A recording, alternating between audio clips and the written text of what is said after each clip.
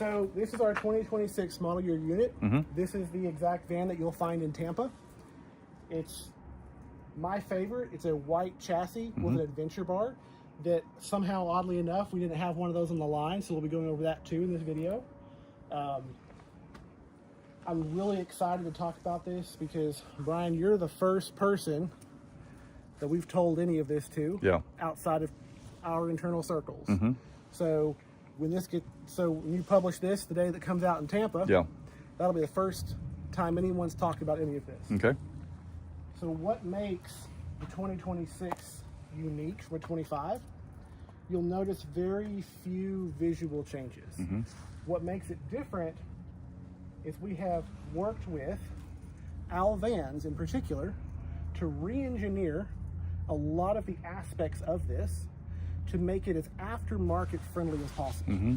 This is unquestionably the most aftermarket friendly adventure van on the market, and I'm about to show you all the different reasons why. Also, I can say this out loud because it'll be January 15th before this goes live. This van will be, for the first time ever, the first van Al Vans certified. So they are working with us for a brand new certification program they created for this program. This is going to be labeled Al Ready, is what it's called, Al Ready certification, which means that they are certifying this to be the most compatible van with the top 10, top 20 mods that they sell. So they told us what those were, and we made sure that we made that installation as easy as possible. So, for example, we'll start up here in the front.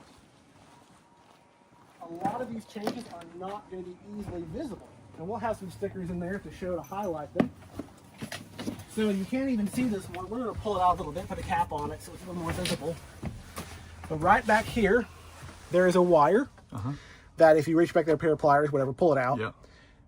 It's pre-wired for the Wolfbox cameras. Oh my gosh. So it should be less than 15-20 minutes to pop this camera off. You pop your rear camera off, there's a wire hidden behind there as well.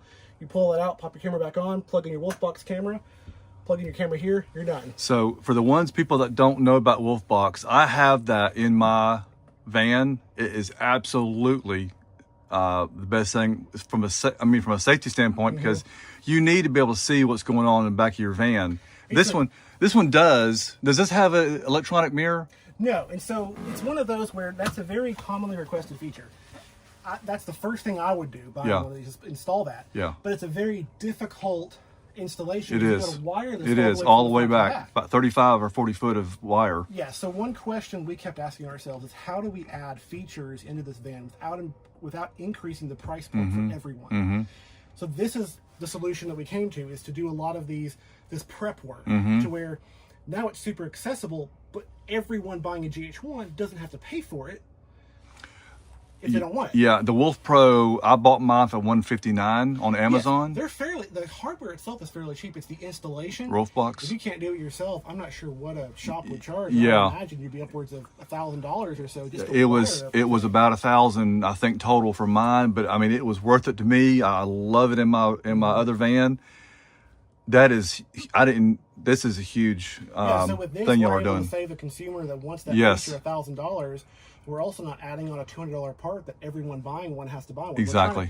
Make it as accessible if they want to everyone as possible from a price point perspective, but still essentially adding the feature. Everybody I've ever talked to about my Wolfbox, and they've seen it in action, they've ended up getting one because they like the feature so much. It records while you're driving. You can look at the front of the view, the back of the view, or a split view. It does tons of options. It gives you the compass. It's got the time and date on it. It's really good. That front view, I don't know if you can actually lower your insurance costs, but it sure is helpful. It couldn't hurt. So you may want to crop this into the tour from earlier. But you'll notice down here, so you got this one's got that bumper light as well from the GH1 Up package, but also has your light bar up top. So these are your buttons for that.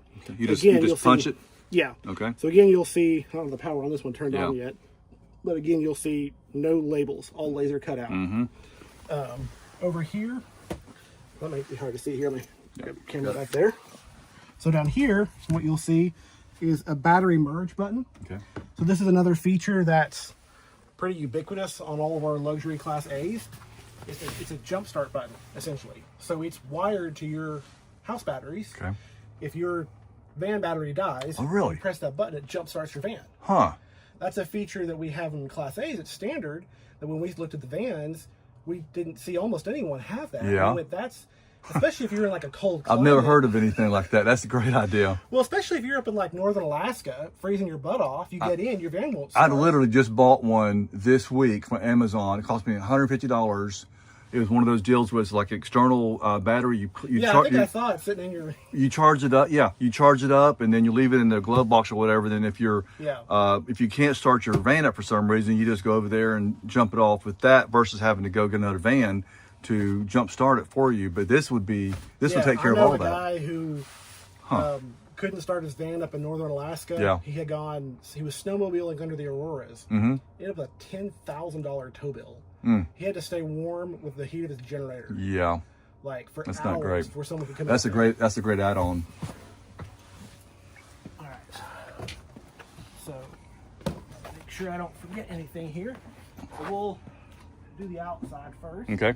So this is a big one back here. What do you think the #1 add-on is for an adventure van? I'll give you a hint. It goes right back here. Well, tire ladder carrier or boxes? Yes, a rear door carrier. Yeah. What's the #1 obstacle to installing them? I don't want to drill in my van. Exactly. No one's drilling the van. Now you don't have to. Okay. So this is a prototype. I was hoping to have this done before the video, but we're not quite done with it yet. There'll be an identical one over here. Okay. So we have pre-drilled that hole. Mm-hmm. We'll have a plug in it. This will be shaped up to look real nice. Mm-hmm. We'll have a little logo on there. All you do is you pull that plug out and mount it. So okay. This was designed in collaboration with Owl. Mm-hmm. So in our research, we found that the Owl boxes were by far and above the most common one. Yeah. And in our opinion, they seem to be the best engineered. Yep. Just as far as, particularly in this aspect, being able to hold the most weight, mm-hmm. not ever cause your door to mm-hmm. cave in, whatnot, mm-hmm. having the best mounting point and whatnot. So we, in collaboration with them, have added this, and I've already taken this apart so I can kind of show you. So if we pull this insulation out of the door, see that hole comes through there, and we'll have a plug yep. with a bolt on the inside. Yep. So you just pull that plug out, mount your boxes on, okay. and you're good to go. They should be very, very minimal. Would this work with the spare tire ladder carrier as well, or just boxes? Yes. Any Owl brand okay. rear door carrier okay. should, I don't know exactly, I've not run through the process myself yet, but I would imagine 15 minutes or less. Mm-hmm. But the biggest thing is you don't have to drill into your chassis. Yeah, that's the most scariest part that I could think of. Yes. So, very, very exciting about that. And this is a great example of what I was saying, this Owl Ready certification. Yeah. Something we work with them on. Up there, that's where all you do is you pull out 2 screws, you pull your rear view camera off, there's a wire hidden back there. Uh-huh. It's wrapped up and finished off. You pull that wire out, you plug in your Wolfbox camera. Yeah. I think it fits in that hole. Oh underneath. gosh, yeah. And so very easy install. That is so good. Another component upgrade in here, I think I mentioned this to you earlier in the video. So this L-track. Oh yeah. It's a much higher grade material. Yeah, also, have a good, here we go. That's this. We include some of these. Well, that's going to be a little difficult to get out. I'll put it back in later. So I don't have a other one to compare. Yeah. But so in testing these, we realized that fit, there's virtually very, very, very little give compared to the same rail that everyone else uses. Okay. These are manufactured. So this is not custom made. This is a product made by Van Essentials. Yep. Van Wife. Yeah. They love those guys. Been working with Dagan for a while on this. Mm-hmm. We're very excited to have this. We have it on the front as well. I'll show you where we have that drop-down table. Okay. Even these are made by them. So very, very good fit and finish. Yeah. Very high quality. And even something as simple. So just shout out to those guys. For example, the track that everyone else buys. You get it. By the time you get it, it's in a big bundle. It's all scratched up. It's kind of a vibe, you know, that scratched up look. Yeah. Well, each of these are shipped in a separate tube. And that makes a big difference. Keeps it clean looking. Keeps it clean. Yeah. So for us, it's one of those where if you have 5 different competing Sprinter van lined up next to each other at a show, at a dealer lot. What's different? Like, a lot of them really look about the same. Yeah. And so if we want to set ourselves apart, this is a component every van has. It's part of the difference. Ours Yeah. is better. Yep. It does look good. So it's that intentional component quality focus and that thoughtful engineering. And if people want to get floor mats for these, how would they go around this? Could they cut out the floor mat, or how would that, have you addressed that yet? So I'm trying to think. We had the discussion. I'm trying to remember exactly what it is. This is a prototype with the pilot. I'm pretty sure this is going to be flush with the floor in the final design. I'm trying to remember. Because I know on my Inhabit mats that I could poke a hole through and, you know, put the O-ring in there and get it to still work. I'm just kind of curious what they... Well, don't quote me on any of it. Yeah. But, I mean, obviously, I'm sure there's a workaround. So it's quoted on it. But I can tell you, I can get you an answer and get back to you on that. Okay. Because, I do remember we had that conversation. We solved it. I'm just having trouble remembering exactly at the moment. But you brought up Inhabit mats. Yep. So one thing that we've done here is you can't see them visible, but underneath where you would screw in to anchor your Inhabit mats or your Al mats or whatever, we have installed hardwood anchor points. Okay. So you can screw directly in and you're not having to worry about what's underneath. So it should make that installation a whole lot easier. You're not having to add additional anchors on the floor and everything like that. And that's part of that Al ready as well. So other things that you can't see on the suspension. So this shout out to Agile Off-Road, Jeff Barger on this one. He recorded a video at one point talking about upgrading your suspension even further, adding things on. And one thing he told us was, one thing he said in the video was up here along the front, you had wiring getting in the way of adding additional components. Yeah. And so we have taken that feedback and we have moved all the wiring around so that if you want to add additional components underneath, it should be ideal for that. Okay. But another thing he observed in that video as well, and we worked with him and with Alvans in particular on this, is re-engineering the entire undercarriage effectively, moving plumbing lines, moving electrical, so that this is ready for a 45-gallon tank upgrade. Okay. This is the easiest van to upgrade your tank on the market. And that's one of the best upgrades you could ever do on a van, is a 45-gallon S&B tank. But it's awesome. $1,500 part, so it's not something we want to put on everything, because then that's going to add overall cost. And not everybody would want it. Some people just do local driving and whatever with it, but you know, a lot of people do use it cross country, and they enjoy going about 700 miles on one tank of gas or fuel. Labor cost on the install or time DIY, it'll be way cheaper to install a 45-gallon tank on this one than anything else in the market. And shout out to Al on that. They sent us a tank to test fit. But very generous of them. They let us borrow one. That was very, very helpful. So this is our entry bar. So as I said, about half the ones we're making right now are this. We didn't see one on the line. Very unusual for us. This is actually patent pending. So we have filed a patent on this. There's nothing else like it on the market. So when you turn your driver's seat around 180, this is an office. Oh, I see that now. Yes. So this will be your desk. So me typically... Can you turn that seat around? Let me kind of see that. Yeah. So this will take a minute. Yeah. I know those seats aren't too easy to rotate, but they take when I do field testing, I program these 1, 2, 3 buttons. Yeah. So 1 is driving, 2 is to flip it around, and then 3 is where I sit at the desk. There you go.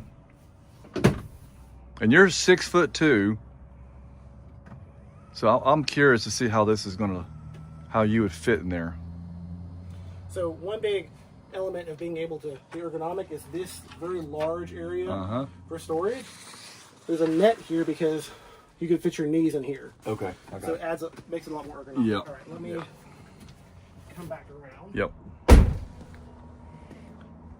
I just want the viewers to be able to see how a bigger guy could fit in there and how easy it is to do.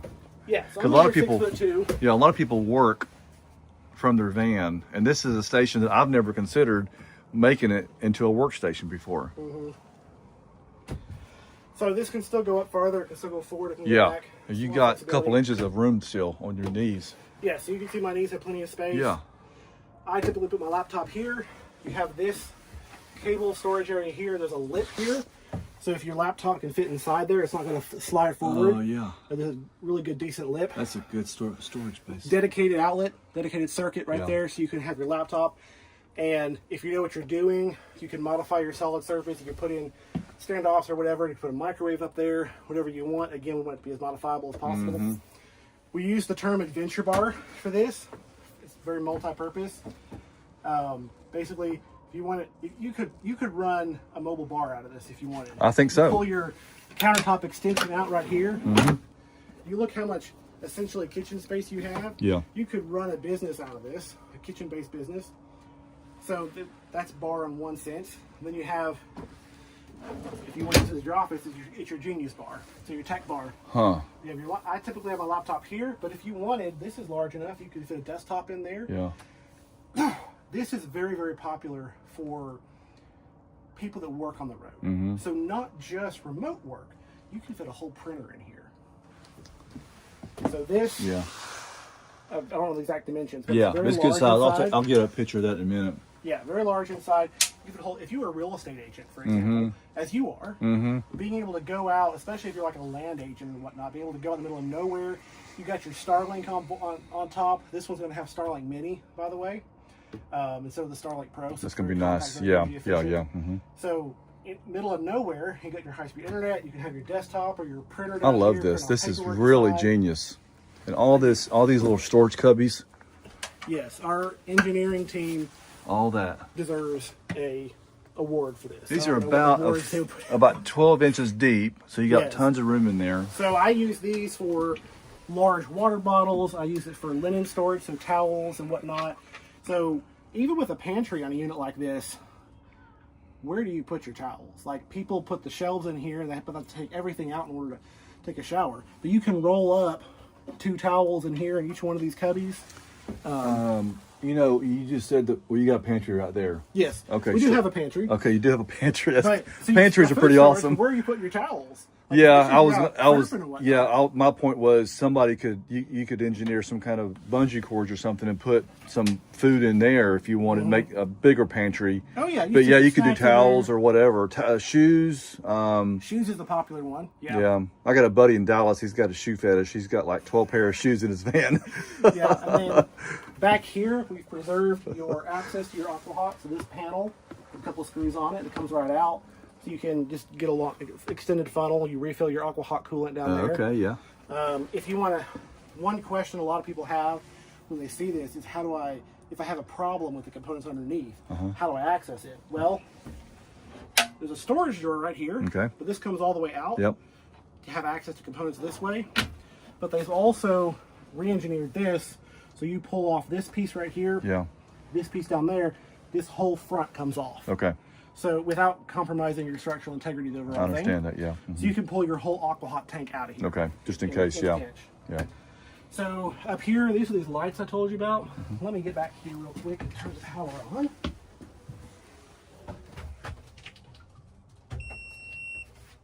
Can I sit right here? Yeah. Keep that away. So put your pump on. You'll notice you can't even hear the pump. Pump is not actively running. Yeah. It's not actively pumping, but you still have that light that shows you that you've. That looks got it so clean. I mean, I'm sitting in this chair. I could totally sit right here with my MacBook and edit for hours. I mean, this is actually very comfortable. I'm 6 foot tall, and I've got plenty of room sitting right here. And I think my MacBook Pro would Yeah, I think fit. that would fit there. Would fit in there. You've also got additional power. You have a USB. Yeah, 12, yep. Right, USB right here. And then a good angle on that. And then your 12-volt cigarette lighter outlet right there. I just noticed this, and like I said, it's the small things. I do not have this in my van. This piece of mold here. Yeah. That's something y'all thought of. That's Fit and finish. that is fit, like you said, fit and finish. That's Important. saying something. In here you have another 110 outlet. Yep. And so this switch labeled Wi-Fi disables it. So if you in addition or in replacement to your Starlink, Yeah. if you wanted to have a 4G LTE solution or whatever, you wire anything through this access port right here. So this provides a safe point. There's a part that comes up on the roof. Yeah, that way you're not penetrating your roof. Yeah. Yeah, so you don't have to penetrate. Yeah. So that comes through, plugs in right here. Okay. But if then the biggest problem people have with the Starlink Pro is it draws 150 watts of power. Yeah. It drains your battery really fast. So if you put a Starlink Pro on your roof, plugged it in there, now you have the ability to turn that off when you're not using it. Because the Starlink Pro, it doesn't matter if you're using it or not, it pulls the same amount of power. Yeah. Now the Starlink Mini, these come standard pre-wired, but you can also order it with it pre-installed. Okay. We're going to have a special magnetic mount for it that'll have a secure lock point on it so nobody can run off with it. But if you're going camping or hiking and or just at the beach, you want to take your Starlink out with you to where your tent's set up at the beach. Yeah. There's a ton of aftermarket battery solutions for those. Yeah. A Starlink Mini on DC power only pulls 20 watts. Huh. So I've tested that extensively. You can take a standard barrel jack outlet and you can take those two bearings. You can plug it into a Milwaukee battery, a DeWalt battery, anything between 12 and 48 volts, and run that from anywhere. Okay. So that's something that we wanted to be as thoughtful as possible about providing that option if you're doing whatever adventure people do out in the wilderness. Yeah. If you're a content creator in particular, you can take it hiking, put it in a battery, attach a battery, put it in a backpack, and now you can be in the middle of nowhere with high-speed internet streaming. Yeah. If you're a flat earther and you want to prove that that there's an end there, you fly off of it or whatnot, you just put your Starlink Mini in your backpack. Yeah, and go. And you walk up to the ice wall, keep going. Yeah. And your live stream will be interrupted. I just want to tell you, these blinds are heavy duty. I'm feeling the fabric, and they are 3 times as thick as mine. I mean, they're real. So this is your blackout, blackout, and then that's your bug screen underneath there. Yep. So even that's real substantial. Yes. Huh. Okay.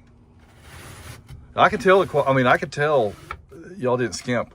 No. On this stuff. No compromises. I mean, there's give and take. But it's well thought out. It's well thought out. But at no point do we go, oh, that would be better, that would be more beneficial, but that's too expensive. Yeah.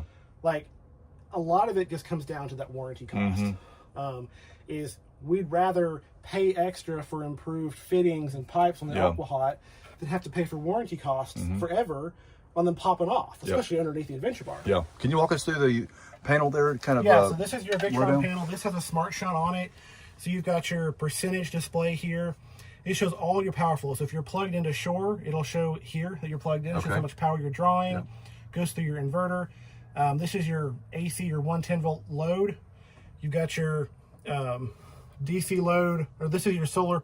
So on the 23 and on most of the 25s, you've got your solar controller, you've got your tank levels and whatnot. That's all been consolidated here. So now you have your solar controller right here, DC power consumption right here. So that's the fridge running and the lights right now, 190 watts. Here you can see you have a total negative draw of 205 watts, 204, whatnot. Your battery level's at 13.2 volts, which is 93%. You're drawing 15.5, 15.4 amps. If this power was coming in, that would all change. Now, one thing that really sets us apart from the competition as well is our secondary alternator. So if you turn on that van, the secondary alternator will generate over 3,000 watts of power at idle. Oh, really? So that's why you don't need a generator here. You turn on your van, in a very short time period, you've recharged these batteries. And on the road, once you get going, it can go up to, I think, about 4,800 watts. So very, very fast charging. So there's pretty much the same information, different format. Here, so you have your tank levels. Obviously, everything's empty right now, but you have your freshwater tank, your wastewater tank, and just more information in different ways. So there's your tanks again, and then you're back at the beginning. So all the information consolidated there. The only thing that's not consolidated is your Aquahot, just because that wasn't an option with the Aquahot. Now, one thing you'll notice here is you're not controlling anything on this panel. That's a very, very intentional thing. Every critical system, again, except the Aquahot, just because that's the option they had, every single system on this van is a physical switch. Because what we saw a lot of in the market, and just in general, is when you get out bumping around off-road, The components in these touchscreens Yeah. are a lot more sensitive. The wires are a lot smaller. I've seen so many stories on the forums about one little wire bumps out of your touchscreen and your whole van's unusable. Yeah. You can't turn on your power. You can't put your bed up and down. You can't do anything, and you're forced to cut your trip short. Yeah. The only thing you're going to lose with this panel going out is your data.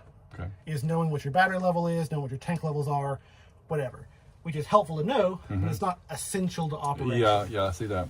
Yeah. So all your lights, your physical switches, what you're not gonna see is a touch screen with all your light controls. That's again very intentional. You're not gonna see a lot of that super new tech either, because we would rather let other people work out the kinks on that. Yeah. For example, we're still 12 volt. And it's not one of those where we go, oh, we're just not want to put the expensive. No, we're very, very intentional about that. Very aggressive in our stance on that. Is we're going to let everyone else sort the kinks out. And while 48 volt has been around for a while, and while 48 volt, in my opinion, is definitely the future, all the products out there for 48 volt are 1-2 years old at most. Yeah. The components that we're using have been around for a long time. They've been proven in an off-road, off-grid environment. They're reliable, low warranty rates, etc. What I've told everyone that's pitched me a 48 volt product is, show me a year's worth of warranty rates, warranty data, and show me failure rates, whatnot, before I'm putting it in an off-road van. Now, if we have a touring van or a Class C, whatever, you'll see a lot more of that tech in there. But this is an off-road van. This is not a van that has some off-road aesthetic on it that makes you think you can go off-road. This is built to go off-road. We field test these off-road. I have personally gone boondocking 5 days straight off-grid with no hookups. Our head engineer you met earlier, he's done the same. We field test these extensively. I have, as the younger generation would say, yeeted this thing to the desert until basically what I do is I take it and push it until it breaks, so we can find out at what point did it break and how can we push that point further. I broke the rear differential plate off of one of them, which is why Agile makes one of those. And, other companies do as well, make really good protection for that. But I was bouncing around the Grand Canyon at one point. I love that. Above the Grand Canyon, and that's just your little protective cover. But again, here you can see the thought process gone into this. It's all laser cut. No labels. And now that the lights are on, you can see that plain as day. Yes, but it's also not really like annoying. Oh, I know. It looks great. It looks you like could sit here and use your laptop and not be really annoyed by that. Take a peek inside here. One minor improvement here. Again, just that thoughtful. Here's actually 2 little notes of thoughtful engineering. This drawer down here is perfectly sized to put a Trader Joe's bag in the bottom of your trash can.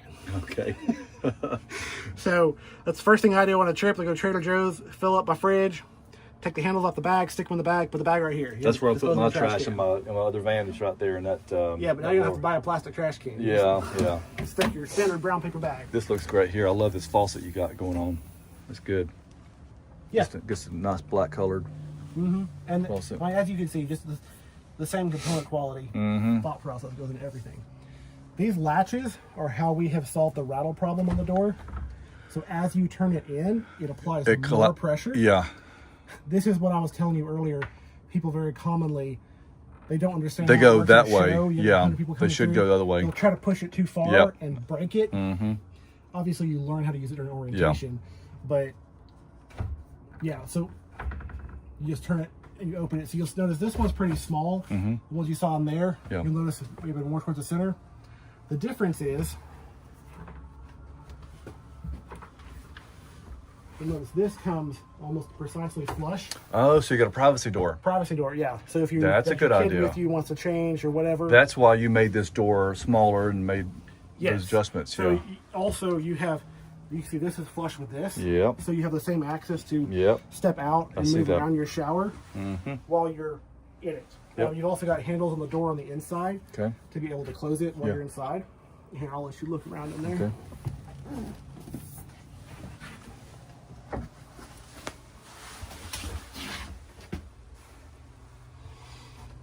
You see those ridges on the wall? That's where you put your shelves. Oh, yeah. This also has a shower miser system.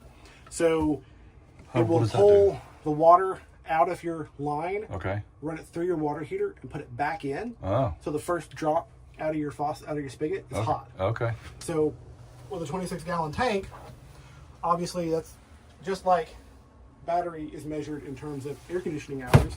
Tanks are often measured in terms of showers. How many showers you get out. I like the shower head. That's pretty high. It looks high end. It really does. Yeah, I like Feels how it it's got too. a on and off. Yeah. So you can just you can leave your temperature the way you want it, and turn it off and lather up, and then do that. yes. So that's very important for a van shower. Exactly. It gives you can lather it up like you said, and then turn it on quickly. Yeah. And then turn but it you off. don't have to readjust your settings to get the Yeah, temperature you're not just constantly having right. to turn the whole thing Exactly. on and off very Yes. quickly while you're working. You can like spray yourself, Yes. and then turn it off, move down, spray yourself again. Yeah. What are these? What's this thing here for? So that is a clothesline. It comes out, attaches. Well, that's a And good then idea for runs back wet in. clothes and shorts, Yes. bathing So suits, whatever. What I'll do is I'll push the fan up. Yep. Where's the button on it? I can't see it. There you Turn the go. fan on. Yeah. Hang a towel. Yeah, I got it. So I'll only take one towel with me. Okay. And in an hour or two, it's completely dry. yeah, right I there, see which, that. Which prevents that bacteria from festering. And Yes. allows you to reuse your towel. Good idea. Numerous times.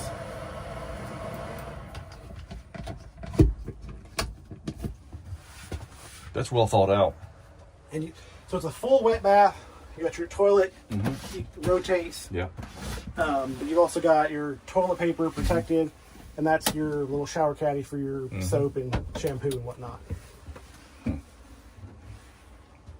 I like it.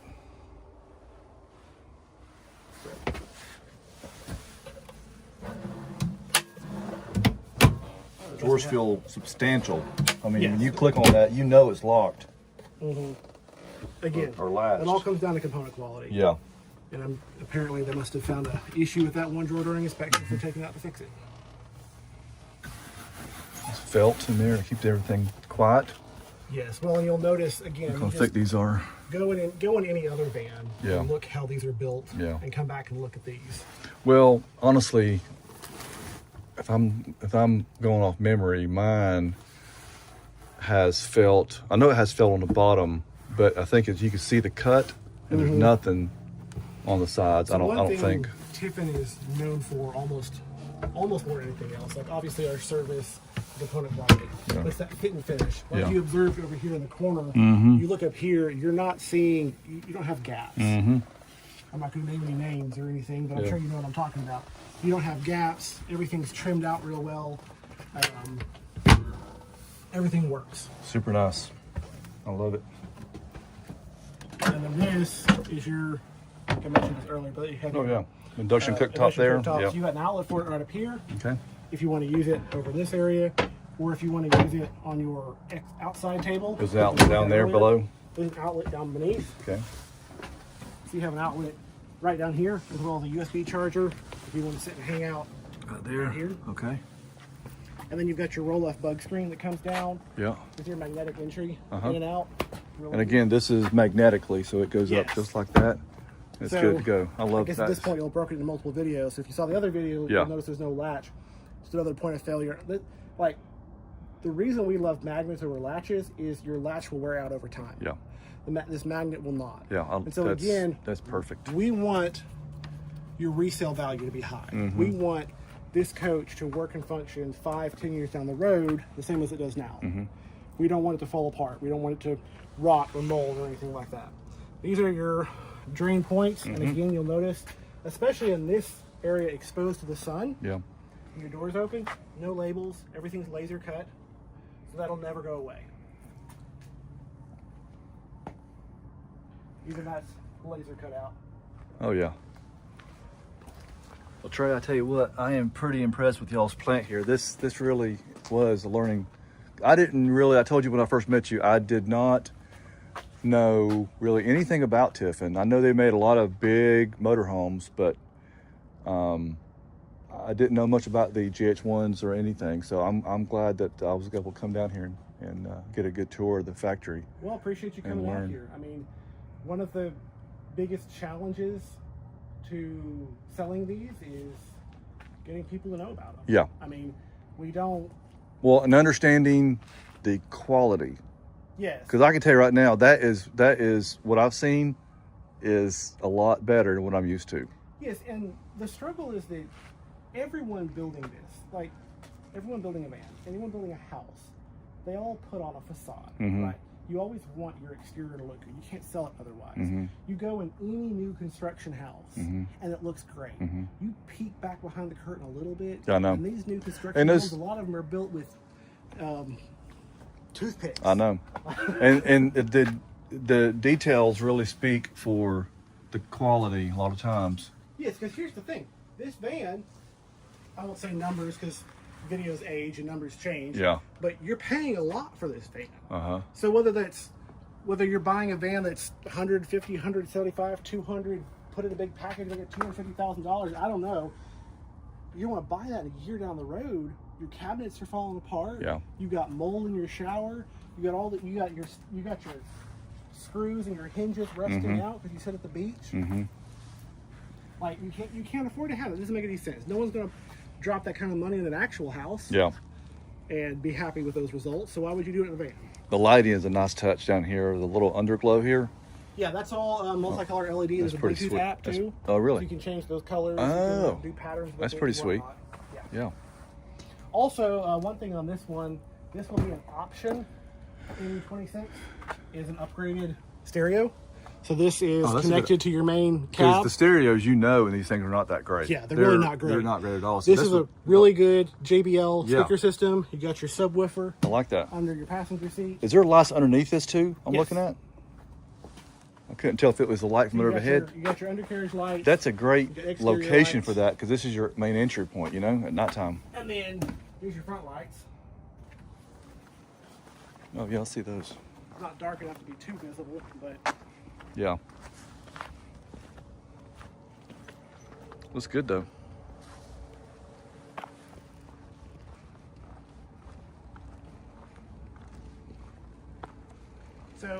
So this is people ask me. Sorry, go ahead. this is called the Owl.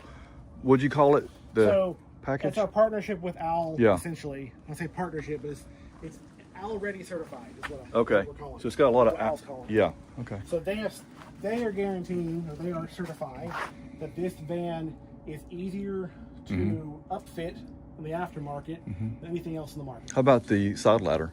So glad you mentioned the side ladder. At shows and whatnot, I'm not in sales or Yeah. anything. I'm in product development, but I go to the shows and talk to people about new products, and people always ask, "Tell me one thing that you can show me that demonstrates the component quality and the engineering you're talking about, that I can go back to your competitor's booth and be able to see the difference." Yeah. And I'm sure the salespeople hate it when I tell people this, but I say, "Get on this ladder and jump up and jump down on it. as high as you can." And then go over to Do theirs. booth Yeah. and ask them if they'll let you. Huh. Most won't even let you climb the ladder. Yeah. I gotta be careful with that because one time I slipped and fell off of it. That wasn't wasn't the too good. fault. You'll see all welded construction. Who makes that ladder? So same manufacturer we work with, made in the USA. For the makes roof? the roof rack Yeah. and the running boards. Okay. That helps us keep consistency through all those external Yeah. parts. Well, it looks like it belongs together. Same kind of design fabrication they've used together. Looks good together. Yeah. So all welded, very heavy gauge. And this is pretty standard. It's not much to show, but you got your cassette toilet cartridge in there. Yep. They're pretty standard. So another little, I think we pretty much covered everything, but one tiny little thoughtful engineering point is you see your exhausts. Yeah, that's not where mine is. Well, they're very carefully located because you see that's a much higher point than where you typically have. That's true. So you want as much clearance as possible doing off-road. Yep. So basically, we want those items where if you're hitting this with a rock, you've got other problems to worry about than that thing. Yeah, mine's more in the middle up there. But yeah, you're right. Yeah, so up here in the middle, when you're traveling, especially at an angle, you could have a rock even make it through your tire. Yeah. Come like this and hit it.